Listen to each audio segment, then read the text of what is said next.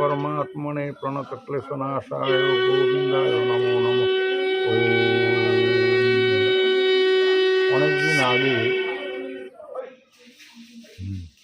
অনেক দিন আগে শ্রীমদ্ভাগবত একটু শুরু করার প্রচেষ্টা হয়েছিল, কিন্তু বিভিন্ন বাধা বিপত্তিতে পড়ে আমি আর কন্টিনিউ করতে পারিনি।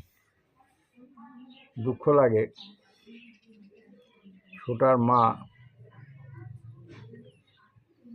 পুজো করে ঠাকুর ঘর থেকে নামলেন, নেমে এমন দু একটা কথাবার্তা বললেন যেটা পরচর্চা দিয়ে শুরু করতে চাই না, কিন্তু মানে সাধারণ মানুষের মনের অবস্থা বলছি, যেগুলো সম্পূর্ণ মিথ্যে কথা ছিল। তারপরেই আমাকে দেখে বললেন যে আমাকেই বলেছিলেন কথাগুলো, যে আর তারপরে বললেন যে আমার খুব ভাগবত শুনতে ইচ্ছা করে। যেহেতু আমি কদিন আগেই বলেছিলাম যে ভাগবত খুব মূল্যবান গ্রন্থ, শ্রীমদ্ ভাগবত পড়ে রাজা পরীক্ষিত উদ্ধার হয়ে গেছিলেন, সব বলেছিলাম, সেটারই বোধহয় রেশ থাকতে পারে মনে। কিন্তু তখন আমি খুব অন্যায় করেছি। আমি এক ধমক দিয়ে, মানে একটু রাগও হয়েছিল ভেতরে। 3 ঘন্টা সাধারণ মানুষের অবস্থাটা, উনি 3 ঘন্টা থাকেন না, আমার 3 ঘন্টা ঠাকুর ঘরে কাটিয়ে এসে বাইরে এসে মিথ্যে কথা বলে যারা, তাদের ভাগবত শুনতে হবে না। বিরক্ত হয়ে বলেছিলাম, উচিত হয়নি বলা, শোনানো উচিত ছিল। তখন শরীরটাও মোটামুটি ভালোই ছিল, কিন্তু আমি শোনাইনি। তো উল্টা একটা ফালতু কথা বলে দিয়ে চলে এসেছিলাম। সেজন্য আমি পরে অনুতপ্ত হয়েছিলাম। বলে বেরিয়ে আসার পরে যে একলা হলাম, তখন বাজে লাগছিল। একটা সুন্দর প্রস্তাবকে আমি ওই যে মিথ্যে কথা শুনলে রাগ হয়। শ্রীমদ্ ভাগবতের প্রথম লাইনই হচ্ছে সত্যং পরমং ধীমহি, এবং শেষ লাইনটাও হচ্ছে সত্যং পরমং ধীমহি।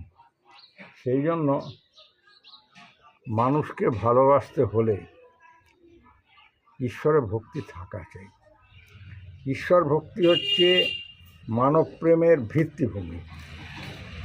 মানুষকে ভালোবাসলাম না, অথচ আমি ঈশ্বরকে ভালোবাসলাম না, অথচ আমি মানুষকে ভালোবাসতে যাচ্ছি, অর্থাৎ আমি ভোট প্রার্থী, আমি ভোটে দাঁড়িয়েছি। তার মানে ভোটের আগে আমাদের এখানে এই শাসক দলের থেকে 8ম প্রহর না 24 প্রহর কি দুর্দান্ত মাইক লাগিয়ে হরিনামের আবেদন যে এত উৎকট হতে পারে আমার ধারণা ছিল না। তারপরে আবার সেই এমপিতে দাঁড়িয়েছেন এক ভদ্রলোক, সে নাকি শুনলাম কোনো সিনেমা আর্টিস্ট। সে মাথায় এক প্লাস্টার দিয়ে কিরকম ন্যাড়া মাথা মতো করে একটা চৈতন্য চুটকি বিরাট লাগিয়েছে, আর সে উত্তরীয় পরে সে একেবারে আভূমি প্রণত হয়ে এরম করে দরজায় গিয়ে প্রণাম করছে হরিনাম করতে করতে। হ্যাঁ, অত আলোকসজ্জা করে মাইক টাইক লাগিয়ে। তো অর্থাৎ মানুষকে ভালোবাসলো সবাই। প্রচারের সময় এসে মানুষকে ভীষণ সকলে হাত জোর করে আসছে, বিভিন্ন দলের প্রার্থীরা। তো ওভাবে মানুষকে ভালোবাসা যায় না। ঈশ্বরকে ভালোবাসতে না পারলে, ঈশ্বর প্রেম হচ্ছে মানব প্রেমের ভিত্তিভূমি। তবে ঈশ্বর প্রেমের সুদৃঢ় ভিত্তিভূমি ছাড়া মানব প্রেম, মানব প্রীতি, বিশ্বপ্রেম এগুলো সম্পূর্ণই ফালতু কথা। স্বয়ং মহাপ্রভু এই কাজটা করে গেছেন। দুটো ইট পাশাপাশি রাখা যায়, কিন্তু তার জোড়া লাগে না, মাঝখানে একটা কংক্রিট মর্টারের দরকার হয়। তো সেই মর্টারটা দিয়ে যোগান দিয়ে গেছিলেন মহাপ্রভু। তো আজকে কেউ যদি বলে ও তো অনেক বই আছে বাজারে, ওই রকমই একটা বই শ্রীমদ্ ভাগবত, গীতা, অমুক সমুক চণ্ডী যাই বলি, একটা বিরাট ভুল হবে, একদম বিরাট ভুল হবে এই কথাটা ভাবা, বুঝলেন তো? আমার মনে হয়, কেননা এই তো একবার লালু যাদব বা অনেক রাজনীতির লোকেরা বলে গেছিলেন যে ওই আরে ওসব তো রামায়ণ মহাভারত ও সমস্ত মানে ওগুলো তো একটা মানে কি, ওগুলো তো একটা কাহিনী, একটা রোমান্টিক ওরকম কিছু ছিল না, হানা তানা এইসব বলে আরও রাজনীতিকরা এই কথাই বলতেন সংক্ষেপে। আরে দূর, ওগুলো একটা উৎকৃষ্ট সাহিত্য হতে পারে, ওগুলো কোনো কাজের জিনিস না। কিন্তু আমি বলতে চাই, আমরা যে ব্যবহারিক জীবনে যেসব গল্প, কবিতা, উপন্যাস যা কিছু পড়ি, আজ দ্বিতীয় দিন হলো এগুলো একটা ইন্ট্রোডাকশন। কেন পড়ব গীতা, কেন পড়ব ভাগবত, কেন পড়ব চণ্ডী, কেন পড়ব, এই কেনর ব্যাখ্যাটা এখন দিচ্ছি। এগুলো যে ব্যবহারিক জগতের, লৌকিক জগতের যে লৌকিক সাহিত্য নামে পরিচিত হয়, এগুলো কিন্তু মানে এর মূলে এর যে উপজীব্য বিষয় সেটা হচ্ছে মানুষ, তার প্রেম ভালোবাসা, তার এগুলো একটা ফিলসফি, তার সন্দেহ নেই।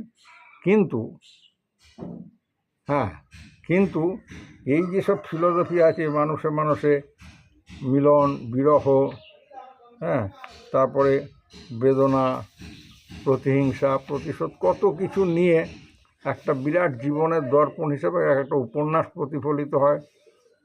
কবিতা, বাংলা, ইংরেজি, হিন্দি যেগুলো পড়েছি তার মধ্যে রোমান্টিসিজম আছে, অনেক কিছু আছে, নৈসর্গিক প্রকৃতি ব্যাখ্যা আছে, অনেক কিছু আছে। কিন্তু এই ব্যথা, বেদনা, মিলন, বিরহ ইত্যাদি নিয়ে লৌকিক বৈচিত্র্য নিয়ে হলো লৌকিক কাব্যগ্রন্থ, লৌকিক উপন্যাস, লৌকিক সাহিত্য। আর শ্রীমদ্ ভাগবত আজকে হবে, ভগবদ্গীতা, শ্রীমদ্ ভাগবত, শ্রী শ্রী চণ্ডী, এরও জিস্ট হলো প্রেম, প্রীতির, মিলন, তো সবই আছে, এটা মূল আলোচ্য বিষয়।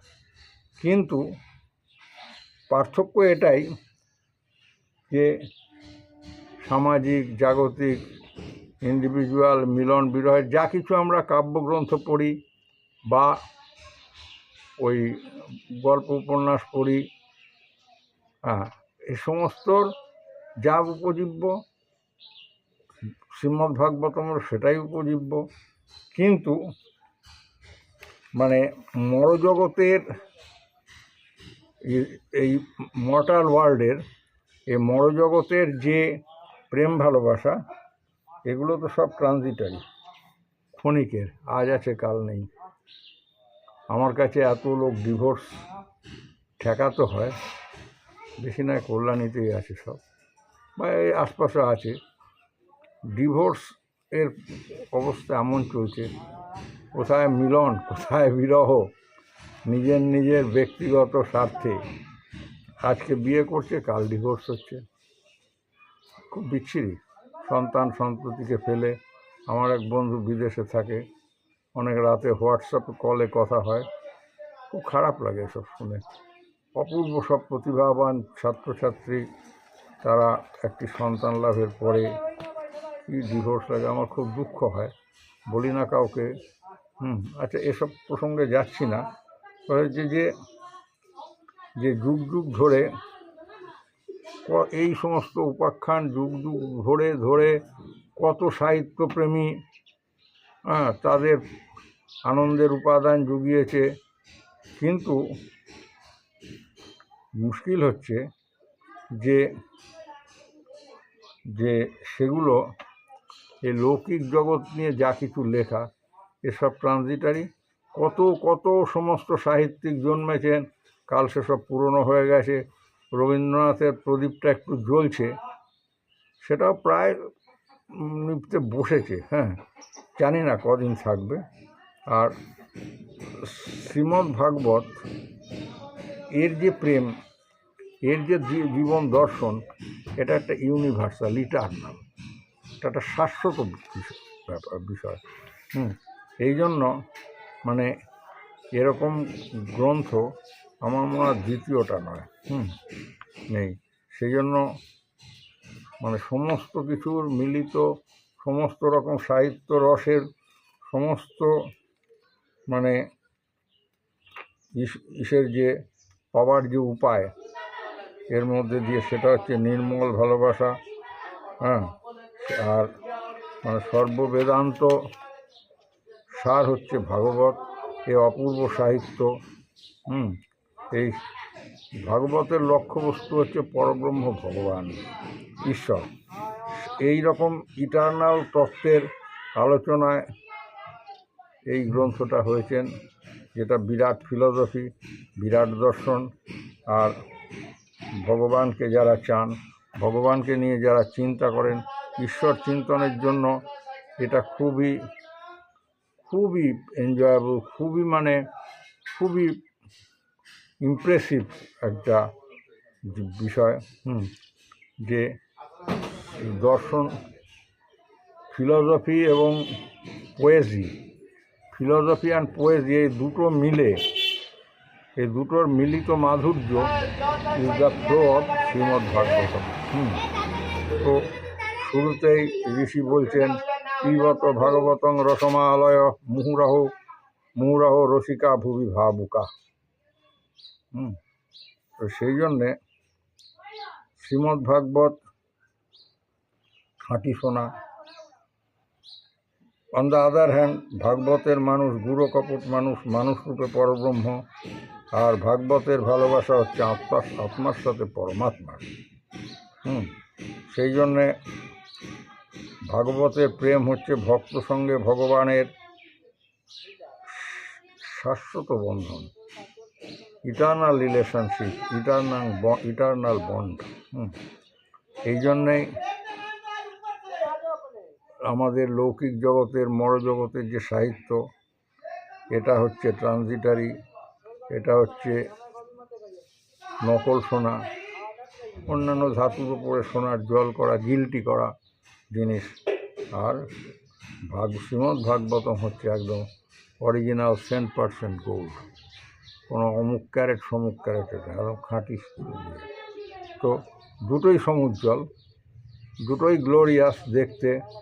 গয়নার দোকানে গেলে বরং ওই সস্তার গিল্টি করা সোনাগুলো আরও কম্পারেটিভলি আরও বেশি গ্লোরি দেয়, আরও বেশি উজ্জ্বল দেখা যায়। কিন্তু গভীর দৃষ্টিতে একটা ইমর্টালিটি আছে, একটা অমৃতময়, আর একটা হচ্ছে বিষ, পয়জন। এই কেন পয়জন? যে লৌকিক সাহিত্য পড়তে পড়তে আমাদের ভেতরে কনজুমেশন, ভোগ লালসা, নানা রকম বৃত্তি প্রবৃত্তির উদয় হয়। আর সেখানে একটা মায়িক সুখ, একটা বৈষয়িক সুখের একটা অ্যাট্রাকশন থাকে। কিন্তু শ্রীমদ্ভাগবতের মধ্যে পুরোটাই is a grand flow of devotion. ওটা শ্রীমদ্ভাগবত পড়তে পড়তে ঈশ্বর প্রেম, ঈশ্বর প্রীতি, ঈশ্বর ভক্তিতে আমাদের অন্তর ভরে যায়। সেই জন্য আজকে মানে দেখুন, জল আর বরফ একই জিনিস, কিন্তু বরফ আমাদের ইট ক্যানট কোয়েঞ্চ আওয়ার থার্স্ট, এটা আমাদের তৃষ্ণা মেটাতে পারে না। আর জল আমাদের তৃষ্ণা নিবারণ করে। সেই জন্য মানে ভাগবতের ভগবানের করুণা শক্তি সুপরিব্যাপ্ত। ব্রহ্মজ্ঞানী সুখদেব তো মানে ভাগবতের ওপরেই দৃষ্টি দিয়েছেন। Actually he is the pioneer. তো যে যাই হোক, অনেক কথা বললাম। গীতা, চণ্ডী এবং শ্রীমদ্ভাগবত অধ্যাত্ম জগতের পথপ্রদর্শক। আর জগৎগুরু ভগবান শ্রীকৃষ্ণ, ইনি শুধু জগৎগুরু, গুরু তাও নয়, ভক্তের সখা, শিষ্যের সখা এবং সর্বোপরি friend, philosopher and guide. Gita Bhagavat দুটোই হচ্ছে গুরু শিষ্যের কনভারসেশন, কোশ্চেন আনসার। গীতার বক্তায় হচ্ছেন ভগবান শ্রীকৃষ্ণ গুরু, হ্যাঁ, জগৎগুরু শ্রীকৃষ্ণ। আর ভাগবতের বক্তা হচ্ছেন, তিনিও গুরু, ভক্ত শিরোমণি, হ্যাঁ, শ্রীমৎ সুখদেব। গীতায় ভগবান নিজের কথা নিজে বলছেন বলে নিজের বিষয়ে খুব একটা কিছু খুলে বলতে পারেননি। আর মানে সব বলতে পারেননি, ওই যুদ্ধক্ষেত্রে দাঁড়িয়ে নিজের বিষয়ে পাবলিসিটি হয়ে যাবে। নিজের কথা নিজে বলেননি, আর অ্যাকচুয়ালি শ্রী ভগবান নিজের কথা নিজে বলেনও না, বলতে পারেনও না। বোধহয় পারেন না, মানে নিজের বিষয়ে নিজের বিশেষ কিছু বলা যায় না। আর ভগবান নিজে যে কত মধুর, কত সুন্দর, ঈশ্বর প্রেম কত খাঁটি, ঈশ্বর প্রেমের মাধুর্য, আনন্দ, হ্যাঁ, এ সমস্ত মানে নিজে বলা যায় না। এখন শ্রীমদ্ ভাগবতের বক্তা তিনি হচ্ছেন প্রচণ্ড ভক্ত, ওই জন্য তাঁর বলায় এটা বেশ রসমাধুর্যে ভরপুর হয়ে উঠেছে। এখানে মানে ভক্তেরই সম্পদ, ঈশ্বর প্রেম, ঈশ্বরের ভক্তি, সেটা আপনি আপনার প্রেমিকা বা স্ত্রীকে কতটা কি ভালোবাসেন, সেই ফ্লো কীরকম সেটা আপনার হৃদয় জানে। আপনার স্ত্রী বা প্রিয় সখী বা প্রেমিকা আপনাকে কতখানি ভালোবাসেন সেটা তার হৃদয়ে পরিব্যাপ্ত হয়, হৃদয়ে সুস্পষ্ট হয়, ব্যাখ্যা হয়। কীরকম তার ফ্লো, কীরকম তার ইমোশান, কীরকম তার প্যাশান, এইগুলো কখনো অন্য কেউ ভাবতে পারে না, বলতে পারে না। সেই জন্য ভগবত ভক্তি জিনিসটা ভক্তের হৃদয়ে প্রবাহিত থাকে। সেই জন্য মানে এই ভক্ত মুখেই আমাদের শ্রীমৎ সুখদেব এই ব্যক্ত করেছেন। তো আমরা গীতার দ্বাদশ অধ্যায়ে পেয়েছি যে ভক্তিযোগের সমস্ত লক্ষণ শ্রীমদ্ ভাগবতে প্রহ্লাদ চরিত্রে ফুটে উঠেছে। সেটা গীতার পরম এবং চরম তত্ত্ব হচ্ছে পুরুষোত্তম। কিন্তু পুরুষোত্তমের মাধুর্য, তার যে লীলারস, সেটা শ্রীমদ্ ভাগবতেই একেবারে ওভারফ্লো হয়ে পড়ছে। তা গীতা তো দুটোই পুরুষোত্তম, শ্রেষ্ঠ দুটোই পুরুষোত্তমবাদী, কিন্তু একটা হচ্ছে গীতার দৃষ্টি হচ্ছে তত্ত্বের দিকে, তত্ত্বপ্রধান, আর শ্রীমদ্ ভাগবত হচ্ছে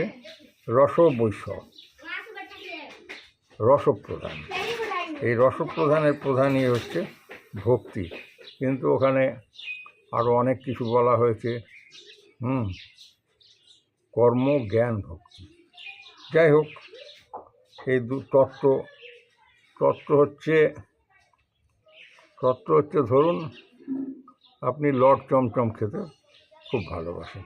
এই লর্ড চমচম কিভাবে তৈরি করা হয়েছে, তার ফান্ডামেন্টাল, তার এলিমেন্টগুলো কি, কেন মুখে ভালো লাগবে, জীব কী করে এটা গ্রহণ করে, এইগুলো হচ্ছে তত্ত্ব কথা।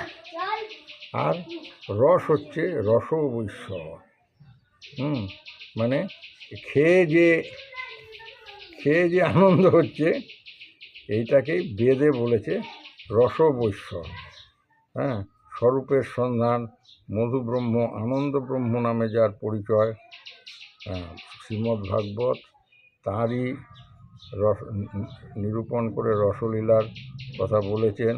কৃষ্ণলীলার মধ্যে ওই রস, ওই মধু, ওই আনন্দ খুব খুব ম্যাজিক্যালি টেস্টেড হয়েছে, খুব অলৌকিকভাবে আস্বাদিত হয়েছে।